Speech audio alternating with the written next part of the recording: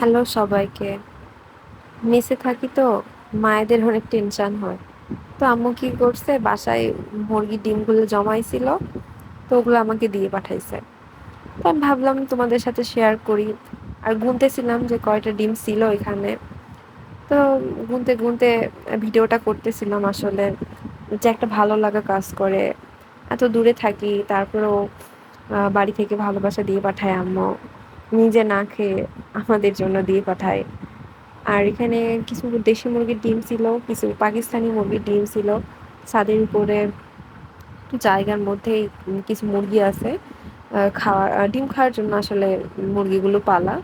তো সেখান থেকে আম্মু কিছু ডিম জমাইছে, জমাই আমাকে দিছে। তো এগুলো এখন খাইতে হবে আস্তে আস্তে, নয়তো নষ্ট হয়ে যাবে। মেসে তো হচ্ছে ডিপ ফ্রিজ আছে, নর্মাল ফ্রিজ তো নাই। তো এই কারণে আসলে বেশি দিন থাকবে না। আর এখন তো গরমের সময় ডিম অতটা থাকে না। আর শীতের সময় হলে একটা কথা ছিল যে হচ্ছে ডিম থাকতো। গল্প করতে করতে ভিডিওর শেষ পর্যায়ে চলে আসছি। তো এখানে 30টা ডিম ছিল। আজকের মতো এটুকুই, টাটা, বাই বাই।